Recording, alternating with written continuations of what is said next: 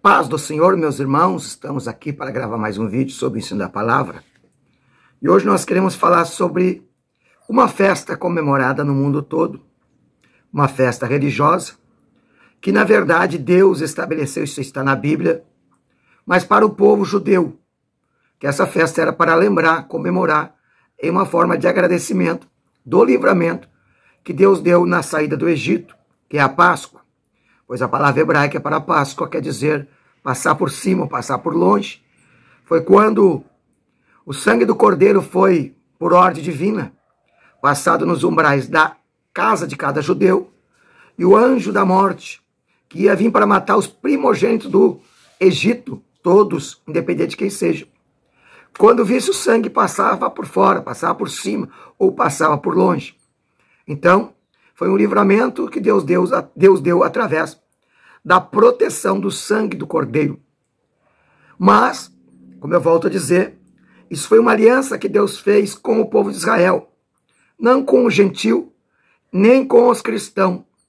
Você não encontra nenhuma passagem bíblica da igreja participando da Páscoa judaica após a ressurreição de Jesus.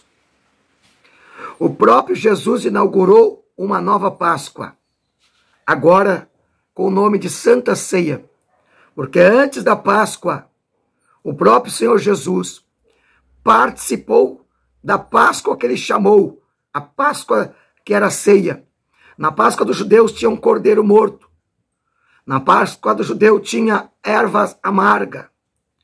Agora na Páscoa de Jesus não havia nenhum cordeiro, que ele serviu aos apóstolos. O que tinha era o pão do cordeiro vivo. Não tinha ervas amargas. O que tinha era o vinho, o sangue do cordeiro.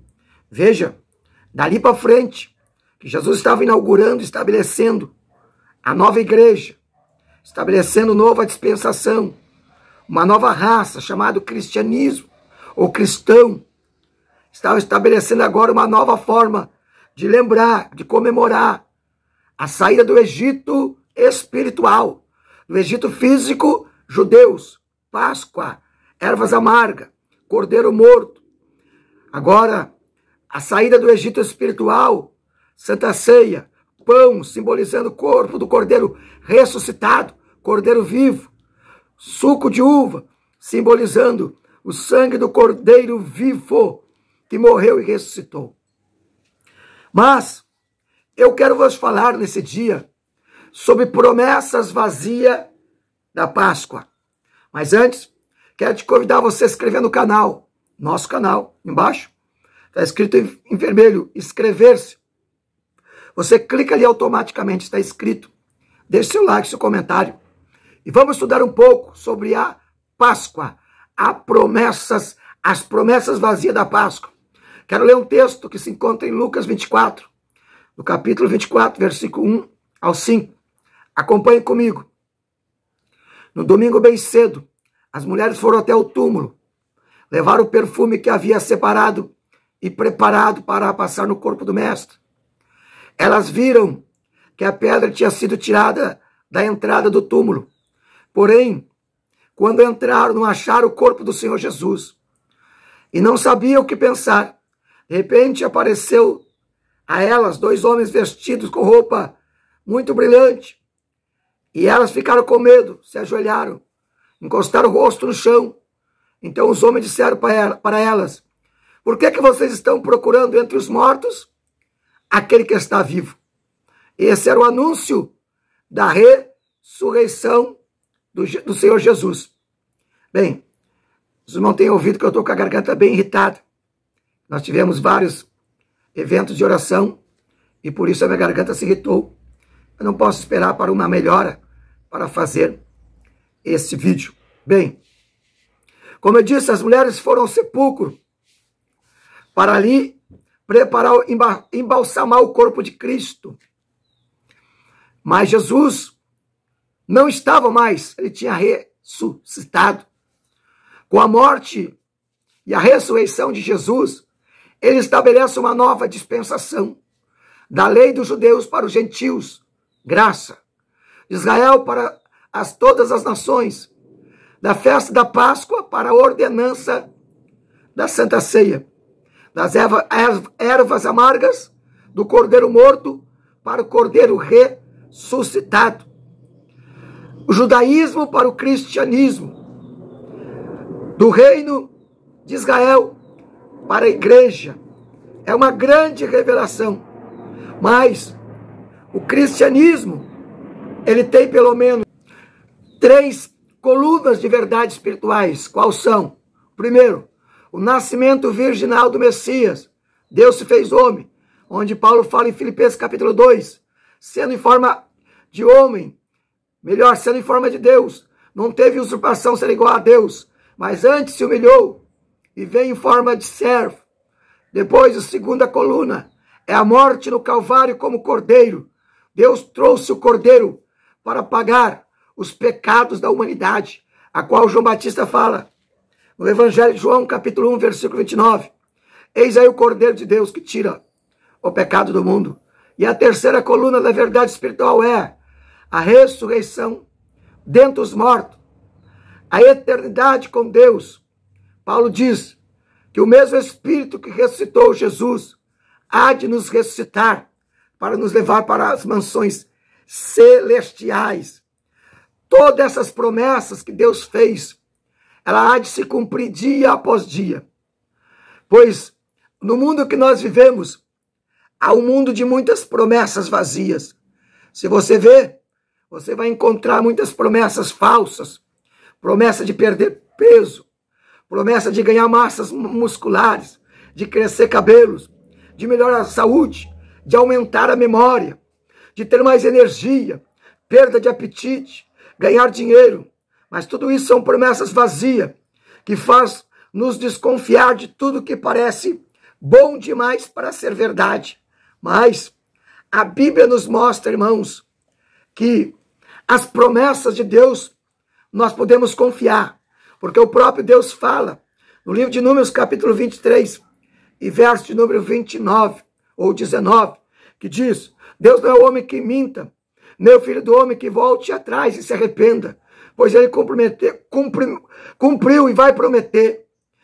O próprio Deus diz a Jeremias: eu velo para que a minha palavra se cumpra. Veja, o próprio Senhor Jesus disse em Mateus 24, 35, passará os céus e a terra, mas as minhas palavras jamais passarão. Deus tem cumprido todas as promessas que ele tem feito ao seu povo. Por isso vamos observar 2 promessas que surgem no vazio da Páscoa.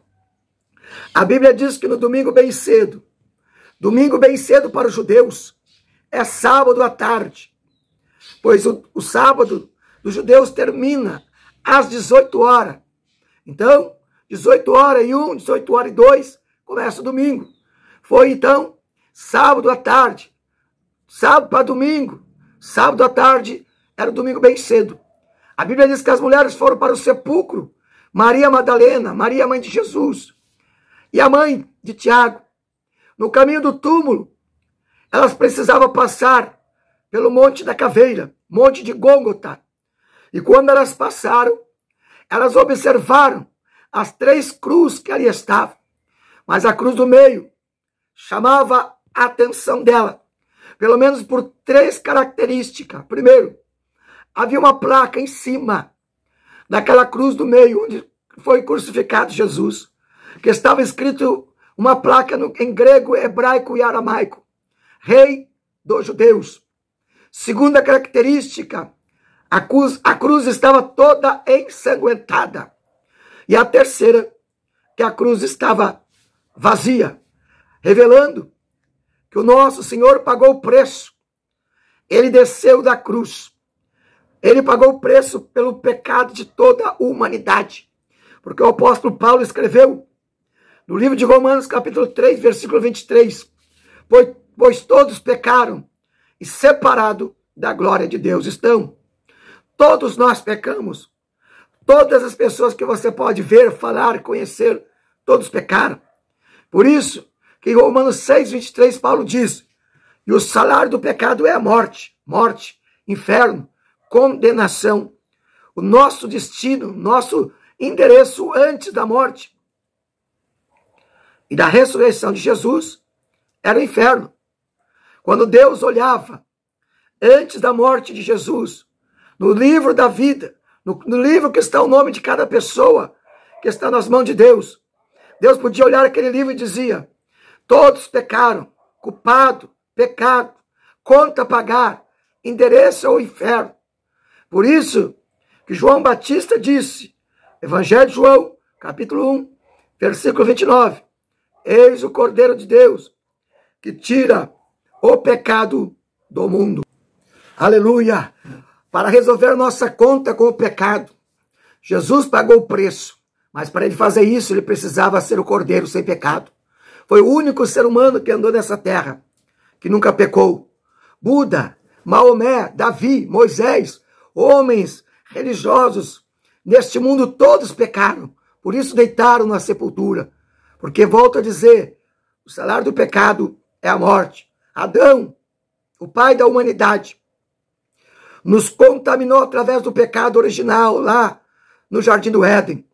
Mas Jesus, o segundo Adão, veio nos resgatar com o seu sangue. Por isso Pedro escreveu na sua epístola, capítulo 1, versículo 18, na sua primeira epístola: não sabe que não foi ouro ou prata ou qualquer coisa corruptível que fomos comprados, mas com o sangue precioso de Jesus. Foi na cruz que Jesus sofreu, sangrou e morreu por uma humanidade pecadora. Por isso Paulo volta a escrever, falar no livro de Romanos, capítulo 5, versículo 8. Mas Deus prova o seu próprio amor para conosco, pelo fato de ter Cristo morrido por nós, sendo nós ainda pecadores. Quando Jesus disse lá na cruz, está consumado, ele estava dizendo, na verdade, eu já paguei o preço, eu morri no teu lugar, não há mais impedimento. O véu foi rasgado de cima para baixo, para nós poder chegar, aceitar a Cristo, receber o perdão pelos nossos pecados. Segundo escreveu o escritor dos Hebreus 10, versículo 19, tendo, pois, irmãos, ousadia para entrar no Santo do Santo, pelo sangue de Jesus, com a morte e a ressurreição de Jesus, ele nos mudou não somente a terra, mas mudou o Hades, mudou o mundo dos mortos, chamado seio de Abraão, Tártaro, Geena, inferno. Por isso Paulo escreveu no livro de Efésios 4:8, subindo ao alto, levou o cativo e o cativeiro. Jesus mostra as marcas das suas mãos, a marca dos cravos, mostrando que ele pagou um alto preço. O preço da cruz é o pagamento. A cruz é o recibo feito para Deus, mostrando este grande sacrifício. Antes de Jesus morrer e ressuscitar, a cruz era algo terrível. Até os romanos proibiam que qualquer um dos seus cidadãos fosse crucificado. A cruz era para os piores bandidos, inimigos de Roma. Mas após a morte e a ressurreição de Jesus, a cruz se tornou agora um símbolo de perdão, símbolo de ressurreição, o símbolo de salvação, o símbolo de esperança. Na cruz, Jesus nos aproximou de Deus. Paulo escreveu em Efésios 2:12, antes, sem Cristo, separado da comunidade de Israel, estranho à aliança da promessa, sem esperança, sem Deus, agora em Cristo fosse aproximado, mediante ao seu sangue. Veja só, a cruz vazia nos mostra, aleluia, a cruz vazia nos mostra que Jesus pagou um preço muito alto, para que nós pudéssemos receber o perdão dos nossos pecados. Mas as mulheres, após passar o Monte da Caveira, ver a cruz vazia e ensanguentada, elas seguiam em direção, aleluia, ao túmulo. Mas quando elas chegam lá perante o túmulo, ela encontra o segundo sinal da Páscoa vazia. O túmulo estava vazio. Só que as mulheres foram com a esperança de encontrar o corpo do seu amigo, do seu mestre. Mas viram o túmulo vazio. E a notícia dos anjos era: ele já ressuscitou, não está aqui. Muitos religiosos morreram, seus ossos viraram pó, estão enterrados em sepulcro na sua cidade. Certa vez, um muçulmano falando com um pastor, dizendo: nós, os muçulmanos, temos algo mais que o cristão. Lá em Meca está o túmulo de Maomé. Lá está o corpo, jaz o corpo de Maomé. Vocês, em Jerusalém, tem o túmulo de Jesus. Mas no túmulo de Jesus está vazio. E o pastor sorriu e olhou para ele e disse: é verdade, o teu profeta está morto, mas o meu Salvador, ele morreu, e no terceiro dia ele ressuscitou, pois está vivo. A Bíblia fala, no Novo Testamento, que mais de 500 testemunharam, viram ocularmente Jesus vivo por mais de 40 dias. O túmulo vazio é a promessa para cada um de nós, que nós também seremos ressuscitados para a vida eterna. Jesus venceu a morte. Para aqueles que aceitar Jesus como seu Salvador, a morte vai perder o poder. Por isso o apóstolo Paulo escreveu em 1 Coríntios 15, 57, 55 a 57. Onde está a morte? A tua vitória. Onde está a morte? O teu aguilhão. Ó morte, o aguilhão da morte é o pecado. Mas graças a Deus que nos dá vitória por intermédio do nosso Senhor Jesus Cristo. Veja, eu e você não podemos conhecer somente a história do nosso Senhor Jesus, mas precisamos conhecer intimamente Jesus da história, porque ele está vivo. Jesus disse a João, no capítulo 11, 25, eu sou a ressurreição e a vida. Aquele que crê em mim, ainda que morra, viverá. E o que vive e crê, não morrerá. Jesus disse a João em Apocalipse 1 e 18, escute o que Jesus disse. Eu estou vivo para sempre. Tenho a chave da morte e a chave do inferno. Veja então, a cruz vazia é a esperança de receber perdão de todos os nossos pecados. Jesus morreu como cordeiro para perdoar todos os nossos pecados. Por isso que a Bíblia diz que o sangue de Jesus nos purifica de todos os nossos pecados. O sepulcro vazio nos dá a certeza da ressurreição e a vida eterna por intermédio de Jesus Cristo, nosso Senhor. O mundo diz, a esperança é a última que morre.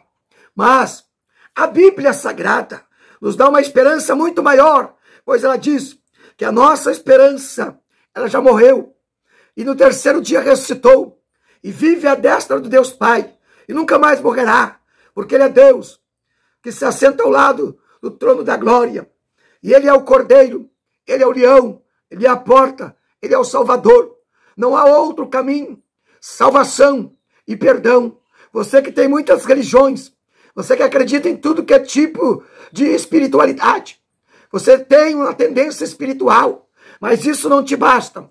A Bíblia diz em Evangelho de João 14, no capítulo 14, Jesus dizendo, eu sou o caminho, a verdade e a vida. Ninguém vê ao Pai se não for por intermédio de mim. A única maneira de você receber salvação, perdão pelos seus pecados e morar na eternidade através de Jesus. A Páscoa é para os judeus, Santa Ceia para o cristão. Jesus ressuscitou para salvar judeus, gentios.